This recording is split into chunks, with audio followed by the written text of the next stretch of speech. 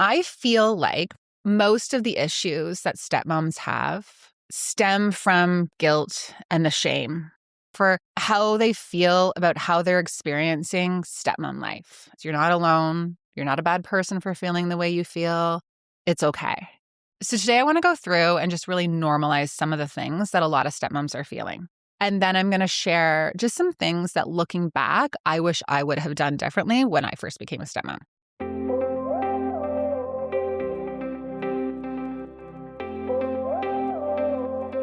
Hey, it's Jamie Scrimger. When I became a stepmom, I quickly realized that while moms are encouraged to keep it real, there's a big double standard when it comes to stepmoms. So I decided to start the conversation myself. Thriving as a stepmom doesn't just come from conversations about being a stepmom, though. Here we dive into marriage, relationships, personal growth, and more. My mission? Inspire you to live a kick-ass life while bringing you along as I create my own. This is the KICK-ASS Stepmom Podcast.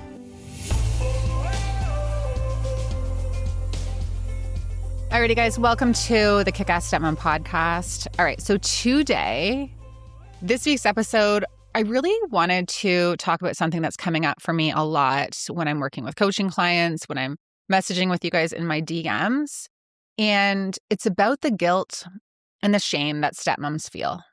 And I feel like most of the issues that stepmoms have stem from guilt and the shame and some fear that they have, but mostly the guilt and the shame for how they feel about how they're experiencing stepmom life. And so they feel guilty for feeling the way they feel. They feel shame because maybe their relationship isn't what they thought it would be with their stepkids. Maybe they feel ashamed because their relationship with the ex isn't what they thought it should be. And they're seeing all of these hearts and sparkles posts on Instagram about, the matching jerseys and like how everyone's working together. And they just wish that they could do that. And so what stepmoms often do when they're feeling this guilt and when they're feeling this shame is they'll go all in and they'll do more. They try harder, which doesn't change the situation. It ends up just depleting them. And so a lot of the work that I'm doing with stepmoms right now is to just notice how we're feeling. Just accept it. So you feel anxious before your stepkids come? Okay. Let's not feel guilty. Let's not feel shame about it. Let's not attach any meaning to it. Let's just notice that that's how you feel. You feel triggered when you see the ex's name come up on your phone? Okay.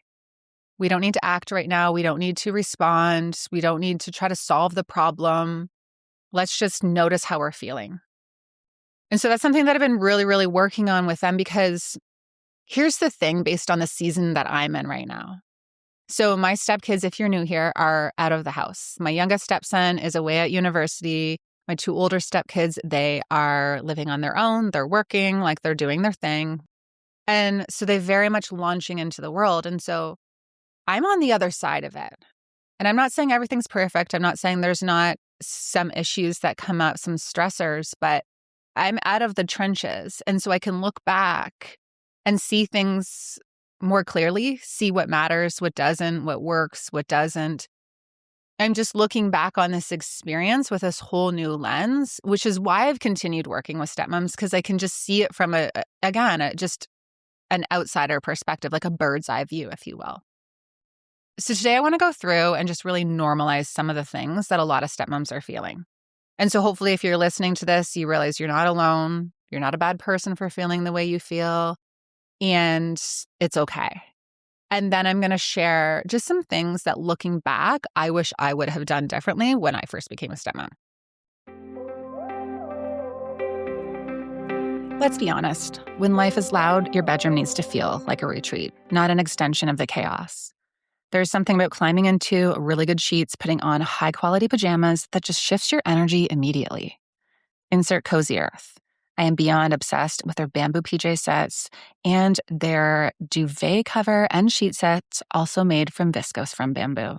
Cozy Earth uses premium viscose from bamboo that is so soft, breathable, and temperature regulating. So you and your partner are not fighting over the thermostat at 3 a.m. You actually rest. Their loungewear and their pajamas feel put together without sacrificing comfort. And the bedding, it feels like this quiet exhale at the end of the day. And they back it with a 100-night sleep trial and money-back guarantee, so there's zero risk in upgrading. If you want to show up as the best version of yourself in your marriage, your parenting, your life, it starts with how well you sleep. Go to CozyEarth.com and use the code CozyJamie for 20% off. That's www.CozyEarth.com and use the code CozyJamie for 20% off. Upgrade your sheets, upgrade your sleep, upgrade your energy. I talk a lot about the things that help me stay grounded and feeling like myself. And one of the daily habits that I rarely miss is drinking Element, my daily electrolyte drink. So here's the deal. Staying hydrated isn't just about drinking water. You also need electrolytes and the right amount of salt to actually feel your best, which for me is where Element comes in. Element is an electrolyte drink mix that has everything you need and nothing that you don't.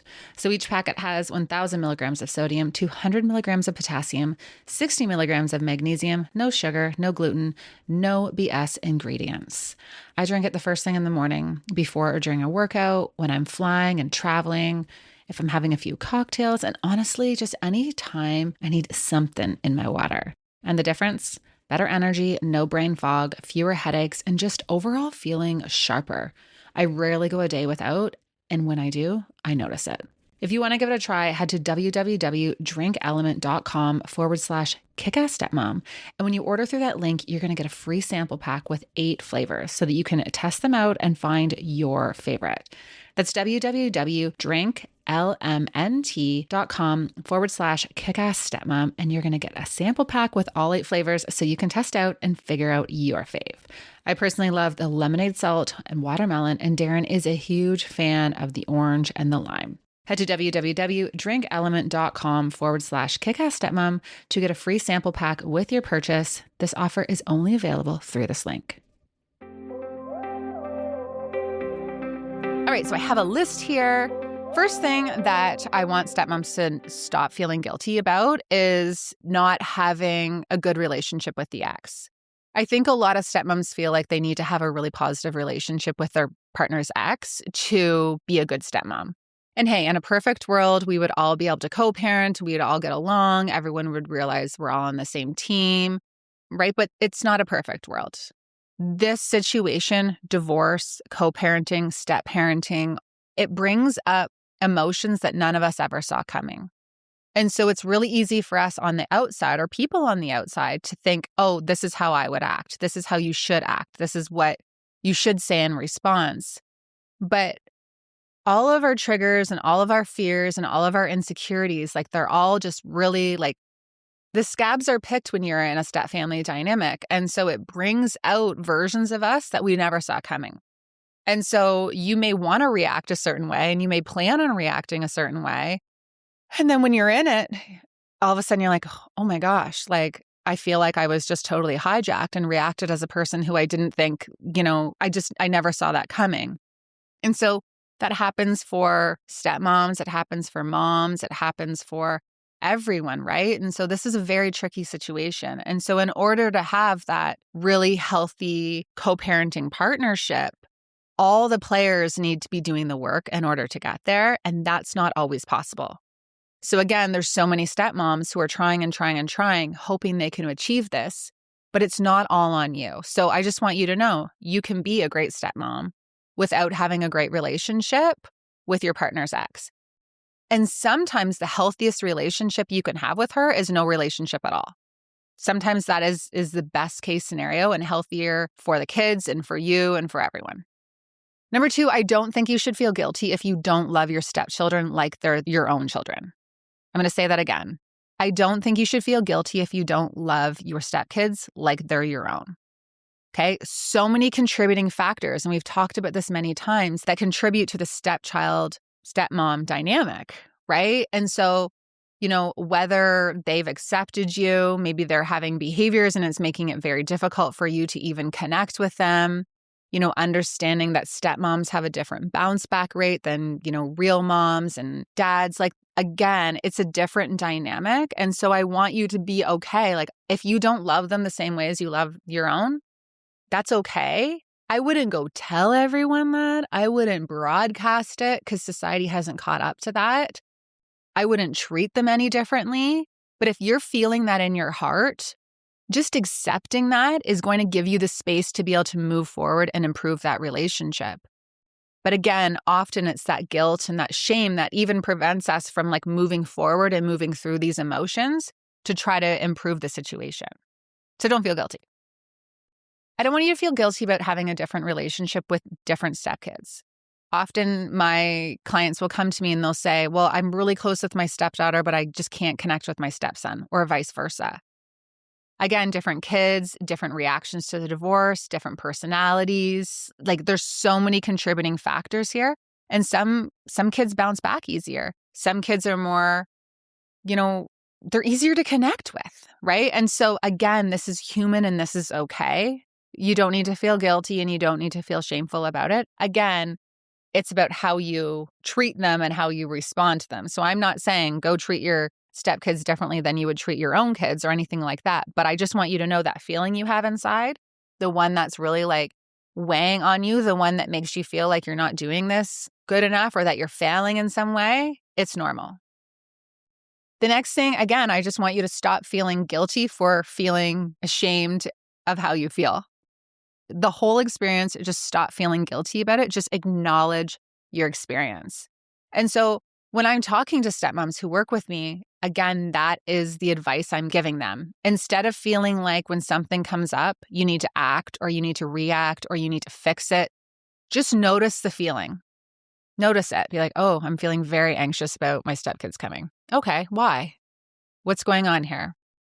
Why am I feeling anxious? What's coming up for me? Just get curious about where this emotion is coming from instead of feeling the negative feelings about it. Now, let's talk about what I wish I would have done differently when I first became a stepmom. So I've been in my stepkids' life for over 14 years now, which is freaking wild to me. Like my youngest stepson was 5 years old when I came into his world. And yeah, he just turned 19. It's insane. So the first thing I wish I would have done is I wish I would have gone to therapy right away. I wish I would have started to do the work on myself and my own triggers, my insecurities, my fears, like what was going on for me. And not going to therapy for stepmom related stuff, but just go to therapy for me. Because the more you understand yourself, your attachment style, your triggers, your wounds, like why you operate the way you do, the better able you are to navigate this situation and to understand why you're triggered, why things are coming up for you. Because it's so crazy. When you become a stepmom, so much of your unhealed stuff comes up. Like there are so many things that I thought I had moved on from when I first became a stepmom. And then all of a sudden, I hook up with Darren. I become a stepmom to 3, and my abandonment issues as a child, started rearing their ugly face. I started to be very reactive. I started, feeling like an outsider. I always had that outsider wound growing up. Like there were so many different things that I thought I had dealt with that truly I hadn't. And so if I would have gone to therapy from the very beginning, it would have really, really helped me understand myself better and basically understand why I felt so frickin' triggered all the time. The next thing I wish I would have done is learn to just sit in the discomfort, which is what I'm telling you guys to do now because trying to help you not make the mistakes that I did, but sitting in the discomfort. I used to get an email from the ex, or I used to get an email from my husband about something, or something would come up with my stepkids, and I immediately go into problem-solving mode. Everything felt like an emergency. I felt like I needed to respond right away, react right away, deal with things right away. And when you're hijacked, it is not the best time to be trying to solve problems. It is not the best time to be communicating. It is not the best time to really do anything when your nervous system is all like amped up. And so what I wish I would have done back then, and this has probably been my biggest lesson in life, is learn to just sit with it. Get curious with it. Just calm down and not react when I'm emotional. That is something that has been, again, such a challenge for me. And truthfully, it's impacted, situations in my family and my friendships. Like learning to think before I respond would have done so much. This is probably my biggest regret. I shouldn't have had it at number 3, but I wish I would have been more affectionate with my stepkids. I wasn't. I really wasn't a hugger. I didn't cuddle. We would cuddle a little bit, but not to the extent that I hug my daughter and that I am like very cuddly and affectionate now. I wasn't very like out there with the I love yous and things like that. I showed my love in other ways. And it's such a huge regret for me because I just was so scared of being rejected. I was so scared of them feeling uncomfortable. I was scared of them being like, oh my God, she's hugging me. She's telling me she loves me. Like, this is so weird. Or just not getting that back. And again, that goes back to what I was saying, those childhood wounds and insecurities of not feeling like a priority, not feeling loved, having those abandonment wounds that prevented me from going all in emotionally in that relationship at the beginning. And so the way I showed my love was by doing things for them, which I don't regret doing that. But I just wish I was a little more lovey-dovey.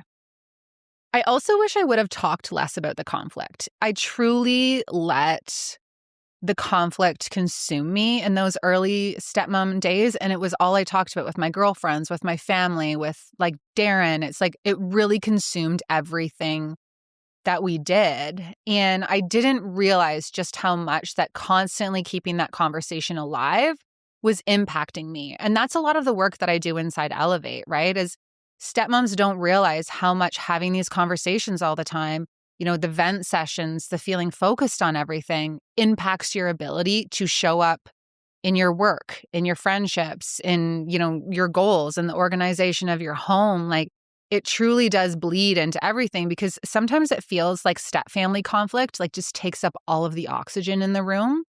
And I was feeding that by having these conversations all the time. So I truly wish I was able to compartmentalize and just accept things for what they were and not talk about it as much as I did. But I think going back, I was insecure. I was looking for that validation. I was 26 years old, then 27 when we got married. But I wanted someone to be like, yeah, this is hard. Like, that's not right. Or, just that validation that we're looking for when we're having those conversations. But I just wish I didn't do that so much. If you've been around here for a while, you know that a huge focus of mine is calming my nervous system and bringing more peace and calm into our fast-paced life. Because step-family stress doesn't just live in the moment, it lives in your body. If you know, you know. That braced feeling before a pickup, the tight chest after a text exchange, when you're conditioned to be living in a state of anticipating what's next, you can feel that in your body. And so one of the tools that I have been using is the infrared PEMF mat from Boncharge. Boncharge is a wellness company focused on beauty, recovery, sleep, and overall well-being. But what pulled me in was their PEMF mat. PEMF stands for Pulsed Electromagnetic Field. It sends magnetic energy into the body that works with your body's natural magnetic field to support recovery, relaxation, and better sleep. It taps into the electromagnetic wavelengths that are found in nature. And the idea is simple: helps your body remember what calm feels like. Their infrared PEMF Mat Max combines those bioactive wavelengths with red and near-infrared light.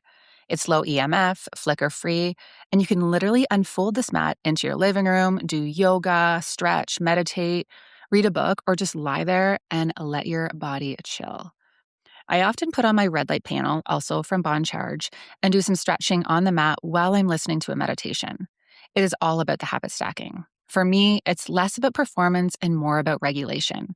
Recover faster, sleep better, focus more clearly, and show up grounded instead of reactive.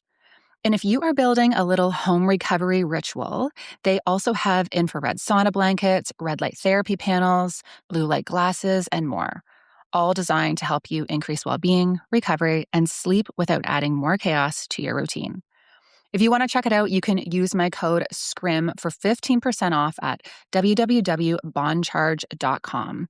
This is an affiliate link that helps support the KICK-ASS Stepmom Podcast, so go to www.boncharge.com and use the code SCRIM for 15% off. There are also emails that I wish I never wrote. And this kind of goes back to thinking before you speak, taking time before you respond. But there were definitely afternoons where, I would go back and forth with her about issues that were going on. And I said things that were just offside and they were not helpful. I actually had a stepmom on Instagram message me the other day, and she wanted me to read one of the messages that her husband had sent the ex. And just because the ex had not responded well to it. And when she showed me the email, her interpretation of this email that it was well-intentioned, there were no, jabs or there were no digs there, and just didn't understand why it created conflict and why it was such a big deal. And now, like where I'm at now, I can look back and read these emails and say, no, she's triggered because you said this. It felt like it was undermining her parenting. It felt like he was throwing your relationship in their face. And so understanding how the way that I communicated and the way that I said things back then was very triggering and could be hurtful, even though maybe that wasn't my intent. And so I wish I didn't write a lot of those emails. I wish I didn't get involved as much as I did at the very beginning. And of course, learning those lessons and now sharing them with everyone else. But I guess it goes back to saying, like, is what I'm doing working? Like, is it making things better or making things worse? But I had this mentality that I had to go in and I was going to solve everyone's problems. I was going to make everything better. And I think we have good intentions as stepmoms, but it's really important for us to just stop and be like, do I press send? Most of the time it's no. And then the last thing that I wish I would have done is just ask for more help. There is something I have on my list here is one thing that I don't regret, and a lot of stepmoms do, and you would think that I would, but is overfunctioning. And so I did everything for everyone. I really did. I made sure the kids have everything that they needed. I really supported my husband. Like my role and my identity was doing everything for my stepkids and making sure everyone had what they needed. Now, it wasn't everything, but it was a huge part of everything that I did. And I did overfunction, right? I would pick up the slack. I would pick my battles and all of that. And I don't regret that at all.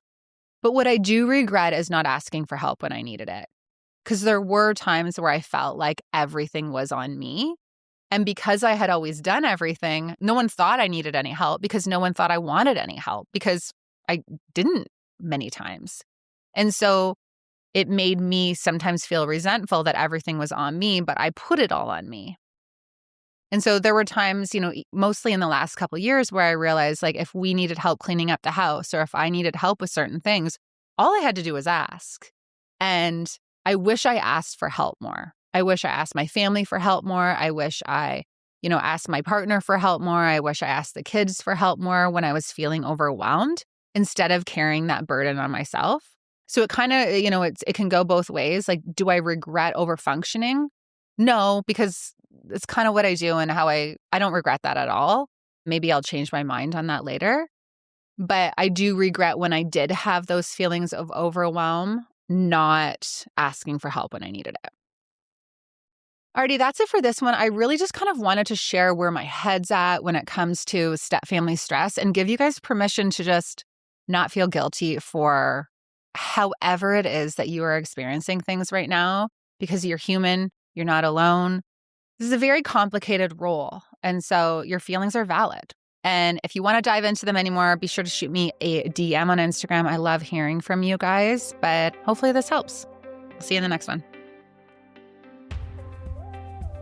That's it for this one. Thank you so much for tuning in. And if this episode resonated with you, I'd be so grateful if you could share it with someone in your life who you think could benefit from it. And if you haven't already left a rating and a review on iTunes, it really is the best way to support the show. And if you're craving more real talk and coaching and community, be sure to check out my membership, the KICK-ASS Stepmom community. Head to www.kickassstepmom.com to learn more.